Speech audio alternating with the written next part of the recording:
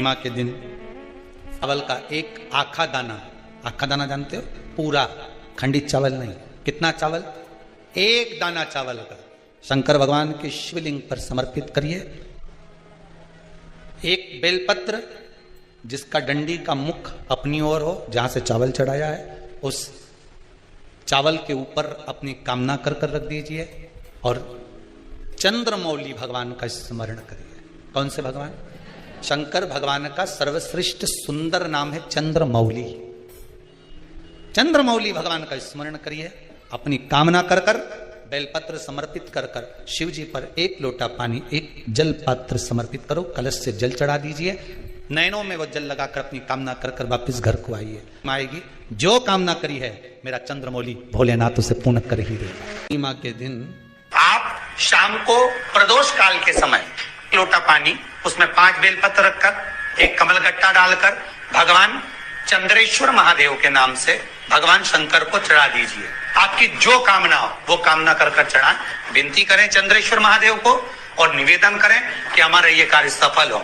एक महीने की पूर्णिमा को जिसके घर में दूध की सामग्री बनती हो, दूध की सामग्री तैयार होती हो, खीर प्रसाद तैयार होता हो, उसके घर में कभी क्लेश नहीं हो सकता। 4 तिथियां भारत की भूमि पर ऐसी वर्णित है जिन तिथियों में भी गंगा का जल हम शिव को अगर एक बूंद भी समर्पित कर रहे हैं, गंगा का जल मात्र एक आधी चम्मच भी, आचमन जितना भी अगर हम शिव को समर्पित कर रहे हैं तो उसका सुख आनंदित है। जैसे पंचमी तिथि, नवमी तिथि, दशमी तिथि, एकादशी, प्रदोष, पूर्णिमा, अमावस्या, ये तिथियां हमारे यहाँ जो दी गई हैं, इन तिथियों में अगर हम गंगा का मात्र थोड़ा सा जल भी अगर जल के पात्र में डालकर गंगा जी का जल थोड़ा सा भी शिव के पास लेकर जा रहे हैं तो ये एक भाव अपने भीतर होना चाहिए कि आप केवल गंगा का जल साधारण शिव मंदिर में समर्पित नहीं कर रहे हो, आप गंगा का जल भले अपने घर से लेकर जा रहे हो और थोड़ा सा भी जल ले जाकर अगर शिव को समर्पित कर रहे हो तो तुम्हारे भीतर यह भाव होना चाहिए कि मैं गंगोत्री से जल भरकर सीधे रामेश्वर में ले जाकर गंगा के जल को समर्पित कर रही हूँ। आप शिव को समर्पित कर रहे हैं, यह आपके भीतर एक भाव उत्पन्न होना चाहिए। सभी को सुंदर पूर्णिमा की बहुत बहुत बधाई हो। बाबा विश्वनाथ की कृपा आप पर सदा बनी रहे।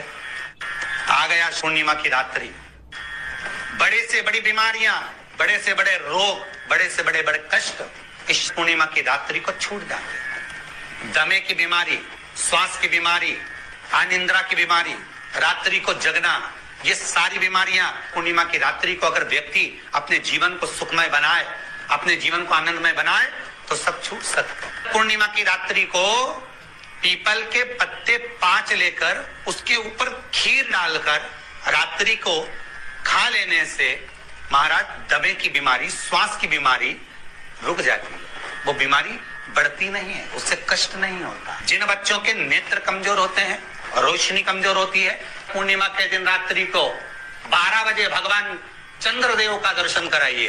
5 से 7 मिनट तक नयन मिलाए चंद्रदेव के साथ और बाद में एक पीपल के पत्ते पर खीर जो चंद्र के नीचे रखी हुई है उसी खीर को चटा दीजिए। फिर चंद्र का दर्शन कराओ, फिर खीर को चटा दीजिए। महाराज नयन की ज्योति बढ़ती है, नींद नहीं आती तो निंद्रा देवी प्रवेश करती है, निंद्रा अच्छी आती है, आनंदित होता है। महाराज जिस व्यक्ति के शरीर में गांठ पड़ जाती हो, शरीर काला पड़ जाता हो, चट्टे पड़ जाते हो या दांत खाज खुजली हो जाता हो, उसके लिए भी पूर्णिमा की रात्रि को 12 बजे महाराज भगवान चंद्रदेव के लिए 21 दिए जलाए जाते हैं। उस 21 दिए की कालोच एक थाली में इकट्ठी करी जाती है, कालोच को इकट्ठी कर शरीर में गाय के घी के साथ में जहां जहां जगह पर चट्टे हैं, गांठ है, वहां लगाया जाता है। उसको 5 या 7 दिन लगाइए, उसके बाद में रोज प्रतिदिन लगाने के आधे घंटे बाद स्नान कर लीजिए, आराम लगना प्रारंभ हो जाता है। आज पूर्णिमा की रात्रि से लेकर कार्तिक पूर्णिमा की रात्रि के बीच में जो दामोदर भगवान का, कृष्ण का, शिव का मंगल आनंद करेगा, अभिषेक करेगा, पूजन करेगा, स्मरण करेगा, उसके सारे दुख दरिद्र दूर हो जाएंगे। रात्रि को आप बड़े प्रेम से खीर बनाओ, चंद्रदेव की साक्षी में रखो, भोग लगाओ भगवान श्री हरि को। बन सके अगर लक्ष्मी की कमी है, लक्ष्मी नहीं आ रही है, व्यापार नहीं चल रहा है, तकलीफ बहुत ज्यादा है, घर में कष्ट है, कर्जा ज्यादा है, तो एक तांबे के कलश के ऊपर, तांबे के कलश में पानी भरना, कटोरी रखना, उस पे लक्ष्मी जी की मूर्ति रखना। लक्ष्मी जी की मूर्ति नहीं हो तो चांदी का सिक्का रखना। उसके सम्मुख में आप 31 दीपक 31 दीपक घी के लंबी बाती के जला देना। महाराज एक एक कमल गट्टा उस 31 दिए के अंदर डाल देना और लक्ष्मी जी का पूजन करना, लक्ष्मी जी का स्मरण करना, खीर का भोग लगाना, पान के पत्ते पर खीर रखना, 5 पत्ते पर खीर का भोग लगाना और माता लक्ष्मी से विनती करना। सुबेरे 4 बजे तक वो रखे रहने देना, सुबह 4 बजे वो उठाना, लक्ष्मी को वापिस तिजोरी में या सिक्का हो तो उसको अलमारी में रख देना। जो खीर बनी है वो प्रसाद के रूप में सुबह 8 बजे, 10 बजे, 9 बजे जब खाना हो प्रेम से खाना। माता जो दिए लगाए हैं वो ठंडे हो गए होंगे, उनको रखे रहने देना, बाद में काम आते रहेंगे, या दिए विसर्जन करना हो तो आपकी मर्जी है। पर वो मट्टी के दिए लगेंगे, आटे के दिए नहीं लगेंगे, मट्टी के दीप लगाना है आपको। 31 घी के दिए लगाना है। लक्ष्मी जी का पूजन करो, कंकु, चावल, हल्दी, मोली से, सब तरह से। पूर्णिमा की रात्रि को सुख मिलेगा, आनंद मिलेगा, लक्ष्मी की वृद्धि होगी, कार्य सिद्धि होगी। दूसरा क्रम, पूर्णिमा के दिन आप शाम को प्रदोष काल के समय 4:30 बजे से 6 बजे के बीच में 1 लोटा पानी, उसमें 5 बेलपत्र रखकर, 1 कमलगट्टा डालकर भगवान चंद्रेश्वर महादेव के नाम से भगवान शंकर को चढ़ा दीजिए। आपकी जो कामना हो वो कामना कर चढ़ाएं, विनती करें चंद्रेश्वर महादेव को और निवेदन करें कि हमारा ये कार्य सफल हो। केवल पूर्णिमा के दिन चढ़ाइए, कार्तिक पूर्णिमा तक क्या फल मिलता है हमको जरूर बताइए। भी पूर्णिमा की रात्रि को और कार्तिक पूर्णिमा की रात्रि को गर्भवती नारी अपनी नाभि पर यदि चंद्र की दृष्टि पड़वा लेती है तो बच्चा विकलांग पैदा नहीं होता है। गर्भ से जो बालक होगा श्रेष्ठ होगा, विद्वान होगा, चतुर होगा, पढ़ने में होशियार होगा, क्योंकि ये चंद्र की किरणें जब समुद्र में उछाल ला सकती हैं तो आपके जीवन में भी तरक्की ला सकती है, उछाल ला सकती है। यदि काया का रोग हो गया, मान लो शरीर कहीं से सफेद पड़ रहा है, कहीं से काला पड़ रहा है, शरीर में से खाल की फुकड़ी निकलना प्रारंभ हो गई हो, शरीर में काले काले चट्टे पड़ना चालू हो गए हो, या कोई विशेष रोग हो गया, कोई विशेष में रोग है, बीमारी है, काया बेकार हो रही है, तो सीधी सीधी बात शिव महापुराण की कथा कहती है, सुंदर आनंद में श्रवण कर कर आप अपने जीवन को, ये पूर्णिमा शिव महापुराण की कथा कहती आ रही है। कुछ नहीं करना, पीपल का एक पत्ता, उस पत्ते पर थोड़ा सा चावल, पूर्णिमा की रात्रि को अपने हाथ में लेकर अपने नयनों से लगाकर शरीर पर से स्वयं उतारकर उसको दरवाजे के पास रख दीजिए। पूर्णिमा की रात्रि को पूर्ण होने पर उस चावल को दूसरे दिन सूंघ कर बहते हुए पानी में डाल दीजिए। महाराज कितने भी रोग से ग्रसित हो गए, पीपल का एक पत्ता 52,000 ब्राह्मण की साक्षी कराता है। महाराज बहुत ध्यान देना, पीपल के वृक्ष में स्वयं नारायण का, मेरे कृष्ण का वास है। स्वयं भगवान गीता के अंतर्गत कहते हैं कि मैं पीपल का वृक्ष हूं, नारायण उसी में 52,000 ब्राह्मणों का वासा एक पीपल के पत्ते में होता है। और आपको पहले भी कथा में कहा, गाय, ब्राह्मण, बहन, बेटी, ये सब काल का हरण करने वाले हो, काल को हरने वाले हो। रोग को मिटाइए, शिव का स्मरण कर। पूर्णिमा का जो चंद्र है वो विशाल का है, और उस चंद्र की पूर्णता में हमारी अभिलाषाएं भी पूर्ण हो। पूर्णिमा के व्रत में किस भगवान की पूजन होती है? तो कहा पूर्णिमा के व्रत में केले के खंभ लगाकर पूर्णिमा का जो अध्यापन होता है, पूर्णिमा की जो पूजन होती है, उस पूजन में शंकर और पार्वती की पूजन की जाती है, शिव और नारायण की पूजन करी जाती है, शंकर और पार्वती का स्मरण किया जाता है। किसकी पूजन होती है? शिव पार्वती। क्यों शंकर और पार्वती का पूजन क्यों करा जाता है पूर्णिमा के व्रत में? क्योंकि शिव और माता पार्वती ही केवल एक ऐसे हैं जिन्होंने अपूर्ण लक्ष्मी को भी पूर्ण बना दिया था। किसको पूर्ण बनाया है? लक्ष्मी। पूर्णिमा के दिन अगर आप शंकर भगवान को 1 लोटा पानी अगर शिव को समर्पित कर रहे हो, श्वेत पुष्प को रखकर शंकर जी के ऊपर सफेद फूल को चढ़ाकर अगर एक लोटा जल भी एक पात्र जल भी शंकर को समर्पित कर रहे हो तो ये लक्ष्मी के लिए ही तो कर रहे हो। और कौन सी लक्ष्मी? पूर्ण लक्ष्मी। पूर्णिमा के नारियों को, स्त्रियों को अखंड सौभाग्य के लिए जो नारी वैधव्य नहीं होना चाहती है उस नारी को पूर्णिमा के कितने व्रत करना चाहिए? जिस नारी के यहाँ संतान नहीं हो, औलाद नहीं हो, उसको पूर्णिमा के कितने व्रत करना चाहिए? जिस नारी का पुत्र पति बहुत बीमारी से ग्रसित हो, लग रहा हो कि ये मेरा बेटा बहुत बड़ी बीमारी में घिरा हुआ है, तो नारी को कितने व्रत करना चाहिए? स्वयं भगवान कृष्ण ने माता यशोदा को द्वापर में भी बताया है कि पूर्णिमा के 32 व्रत होते हैं। कितने व्रत होते हैं? 32। हम भगवान कृष्ण यशोदा रानी को, माता यशोदा जी को भी बता रहे हैं 32 व्रत। अब आपको किसी ने बता दिया होगा कि 8 कर लो, 7 कर लो, 6 कर लो, 12 कर लो, इसलिए आपने बोला कि 12 कर लीजिए, 32 कर लीजिए। नारी वैधव्य होकर ना मरे, उसका पति कोई रोग से ग्रसित ना हो, उसका पुत्र किसी रोग में ना पड़े।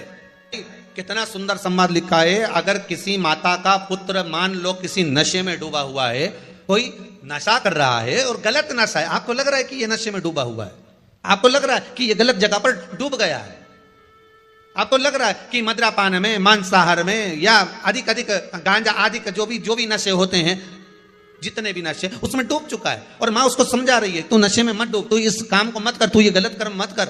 माँ उसको समझा कर हार गई। तो मेरा माताओं से निवेदन है, आप उसको समझाना बंद कर दो, एक काम करना प्रारंभ कर दीजिए। हमें जो शिव महापुराण के माध्यम से शास्त्र कह रहा है कि आप 32 पूर्णिमा के व्रत प्रारंभ कर दो। उसमें करना क्या है? आपको केवल जिस दिन व्रत रहे, रात्रि के समय पर कोई भी मीठा कुछ भी सामग्री आप चंद्र की रोशनी में, चंद्र को अर्घ देने के बाद, पूजन करने के बाद उसको रखो, और वही सामग्री जो नशा कर रहा है उसको पूर्णिमा के दूसरे दिन उसको खिलाओ।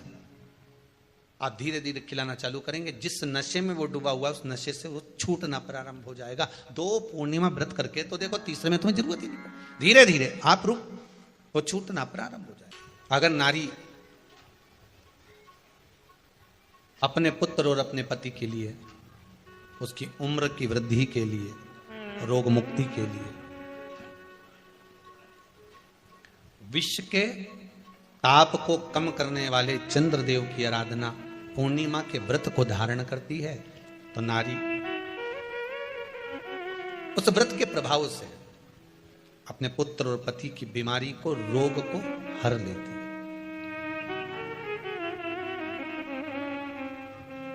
रोग का हरण कर लेती।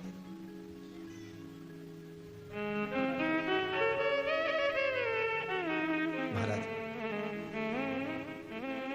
जो बच्चा बुद्धि से विकलांग हो, विद्या में कमजोर हो, परीक्षा हॉल में पेपर देते समय भूल जाता हो, वे एक काम ना करता हो, तो निवेदन है किसी भी पूर्णिमा की रात्रि को 12 बजे गाय के, गौ माता देसी गाय के जो 4 थन होते हैं, उन 4 थन में से जो आगे के थन होते हैं, 2 पीछे की ओर होते हैं, 2 आगे की ओर होते हैं, तो जो आगे के 2 थन है उस थन का दूध निकलवा लिया जाए, और उस दूध का कोई भी मीठा पदार्थ बनाओ तो ठीक है, ना बनाओ तो उसी दूध में शक्कर मिलाकर पूर्णिमा की रात्रि को, जो विवेक से कमजोर हो, बुद्धि से कमजोर हो, या याद करा हुआ सब भूल जाते हो, या आपके लिए भी है कोई चीज रखते हो भूल जाते हो, विवेक याद नहीं रहता, बुद्धि में इतना प्रबल बल नहीं आ पाता, याददाश्त कमजोर होती चली जा रही, तो किसी भी पूर्णिमा की रात्रि को 12 बजे गाय के आगे के 2 थन का दूध, उसमें कोई पदार्थ, शक्कर, गुड़ कुछ भी मिलाकर भगवान के चंद्रदेव की साक्षी में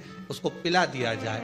महाराज, बार बार पिलाने की जरूरत ही नहीं पड़ेगी, एक ही बार में काम कर जाएगा और विवेक पूर्ण तरह से कार्य करने लगेगा। इसी गाय के आगे के 2 थन का दूध बड़ा प्रबल होता है। पूर्णिमा की रात्रि को 12 बजे उसका प्रयोग किया जाए। दूध को निकाल लो, शाम के समय, रात्रि के समय ग्वाले से कहकर, जिसके यहाँ पर देसी गाय हो वहां निकलवा कर उसको रखा जाए, उसका पान करा जाए।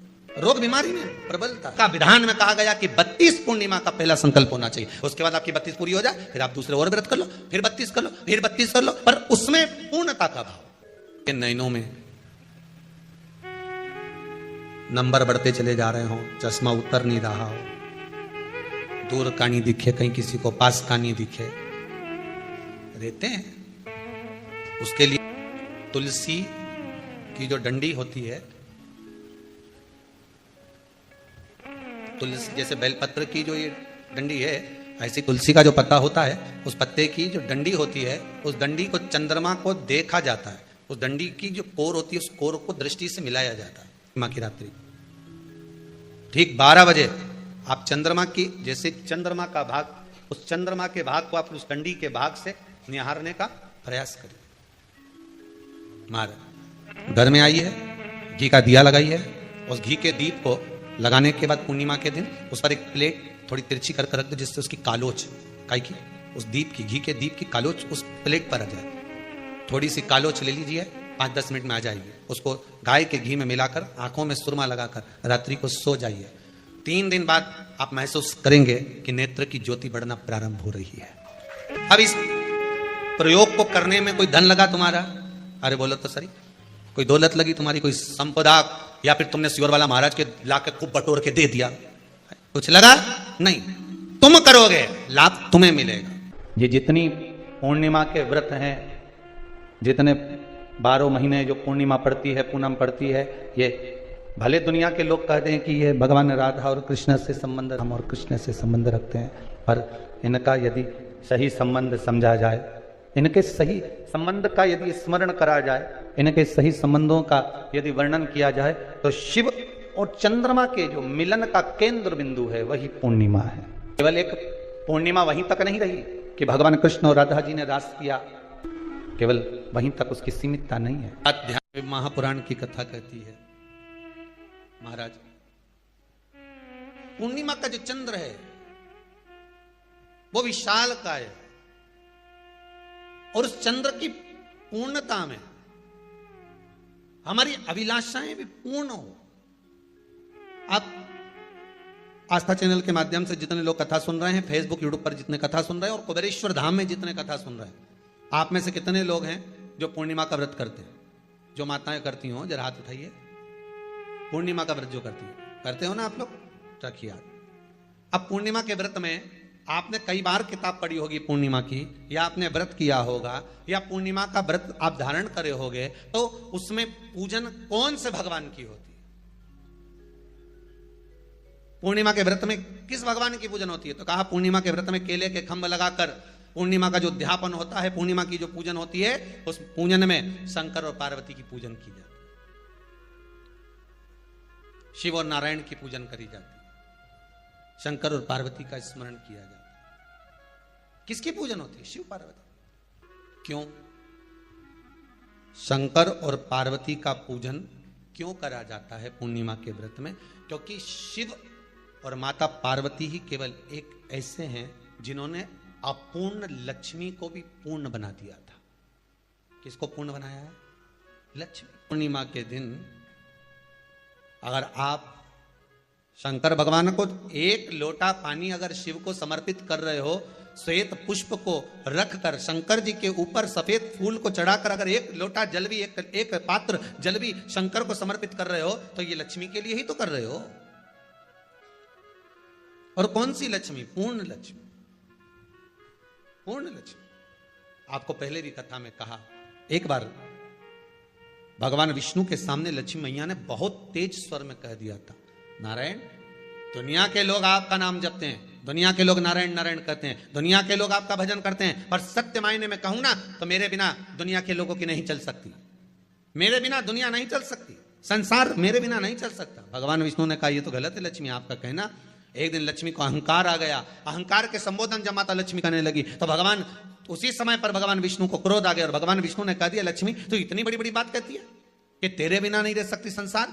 मैं तुझे कहता हूं लक्ष्मी तू अपूर्ण है, तू अपूर्ण है, तू पूर्ण कब हो गई?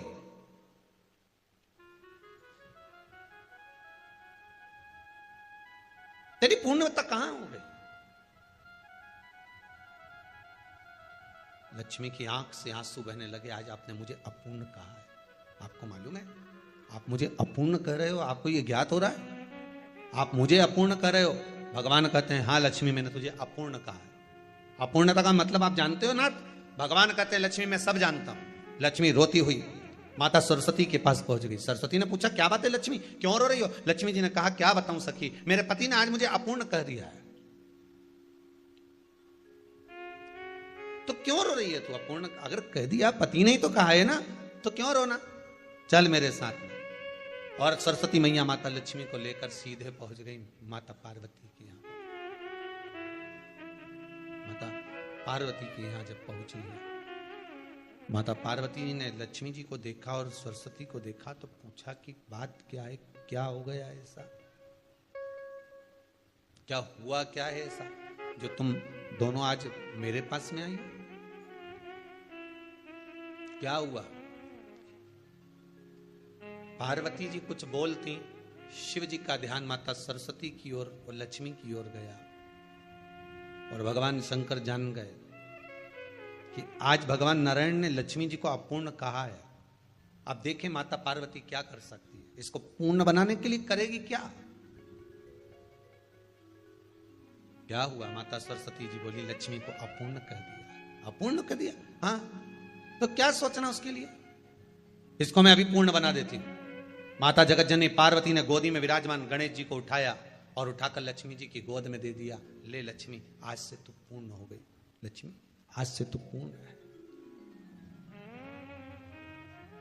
गोदी में जब तक संतान नहीं है तो नारी को लोग अपूर्ण समझते हैं, पर माता पार्वती जी ने संपूर्ण ब्रह्मांड में एक सिद्धता प्रदान कर दी कि अपने गोदी के लाल को, अपने गोदी के पुत्र को माता ने लक्ष्मी की गोद में देकर लक्ष्मी को पूर्ण बना दिया। वो दिन कौन सा था? पूर्णिमा का दिन, लक्ष्मी को पूर्ण करने का दिन, पूर्ण करने का। केवल अमृत ही नहीं बरसता, पूर्णिमा के दिन लक्ष्मी भी बरसती है। पूर्णिमा के कितने व्रत होते हैं? बोलते जाओ, जरा जल्दी जल्दी बोलो। पूर्णिमा के नारियों को, स्त्रियों को अखंड सौभाग्य के लिए, जो नारी वैधव्य नहीं होना चाहती है उस नारी को पूर्णिमा के कितने व्रत करना चाहिए? जिस नारी के यहाँ संतान नहीं हो, औलाद नहीं हो, उसको पूर्णिमा के कितने व्रत करना चाहिए? जिस नारी का पुत्र, पति बहुत बीमारी से ग्रसित हो, लग रहा हो कि ये मेरा बेटा बहुत बड़ी बीमारी में घिरा हुआ है, तो नारी को कितने व्रत करना चाहिए? स्वयं भगवान कृष्ण ने माता यशोदा को द्वापर में भी बताया है कि पूर्णिमा के 32 व्रत होते हैं।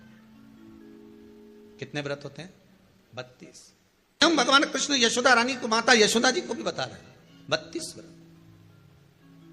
अब आपको किसी ने बता दिया होगा कि 8 कर लो, 7 कर लो, 6 कर लो, 12 कर लो, इसलिए आपने बोला कि 12 कर लीजिए, 32 कर लीजिए। अरे यहां तो द्वापर की कथा भी कहती है। यशोदा जी ने एक बार भगवान कृष्ण को रोक कर कह दिया, ए कन्हैया रुको। कन्हैया बोले बोलो मां क्या बात है?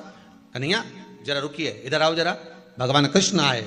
हाँ मां बोलिए। जगह का प्रसंग है ये, जिस समय पर राधा रानी कुरुक्षेत्र में नंद बाबा और यशोदा जी को लेकर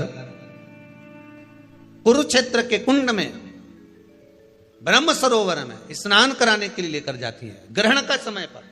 और जब भगवान कृष्ण उस कुरुक्षेत्र के उस सरोवर में स्नान करने आते हैं, तब यशोदा जी ने अपने लाला से प्रश्न किया है, पूछा है कि नारी वैधव्य होकर ना मरे, उसका पति कोई रोग से ग्रसित ना हो, उसका पुत्र किसी रोग में ना पड़े।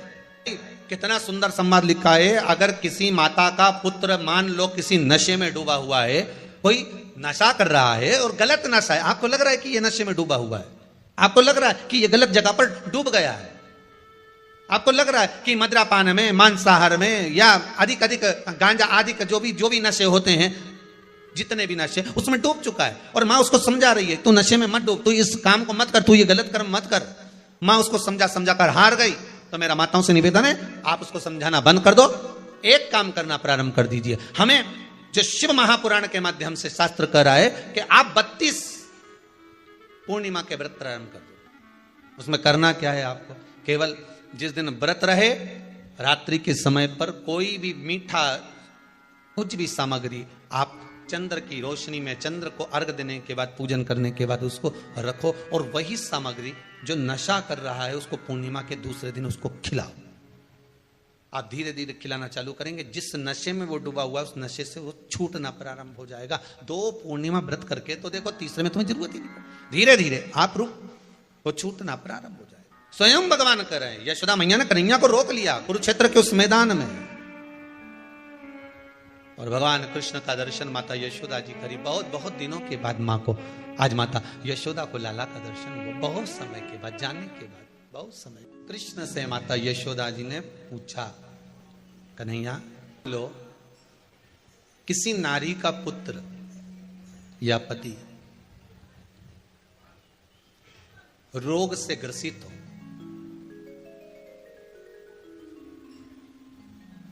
उसके पति की या पुत्र की आयु थोड़ी सी हो, तो हे कृष्ण, उस नारी को कौन सा व्रत धारण करना चाहिए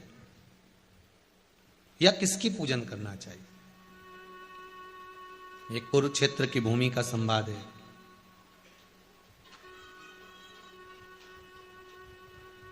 भगवान कह रहे हैं, मां, अगर नारी अपने पुत्र और अपने पति के लिए, उसकी उम्र की वृद्धि के लिए, रोग मुक्ति के लिए, विश्व के ताप को कम करने वाले चंद्रदेव की आराधना पूर्णिमा के व्रत को धारण करती है, तो नारी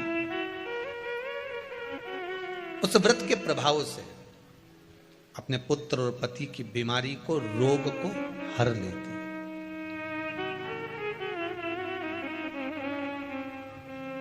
रोग का हरण कर लेती।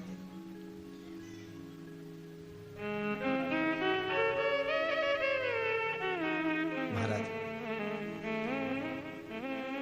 जो बच्चा बुद्धि से विकलांग हो, विद्या में कमजोर हो, परीक्षा हॉल में पेपर देते समय भूल जाता हो, वे एक काम ना करता हो, निवेदन है किसी भी पूर्णिमा की रात्रि को 12 बजे गाय के, गौ माता देसी गाय के जो 4 थन होते हैं, उन 4 थन में से जो आगे के थन होते हैं, 2 पीछे की ओर होते हैं, 2 आगे की ओर होते हैं, तो जो आगे के 2 थन है, उस थन का दूध निकलवा लिया जाए, और उस दूध का कोई भी मीठा पदार्थ बनाओ तो ठीक है, ना बनाओ तो उसी दूध में शक्कर मिलाकर पूर्णिमा की रात्रि को, जो विवेक से कमजोर हो, बुद्धि से कमजोर हो, या याद करा हुआ सब भूल जाते हो, या आपके लिए भी है कोई चीज रखते हो भूल जाते हो, विवेक याद नहीं रहता, बुद्धि में इतना प्रबल बल नहीं आ पाता, याददाश्त कमजोर होती चली जा रही, तो किसी भी पूर्णिमा की रात्रि को 12 बजे गाय के आगे के 2 थन का दूध,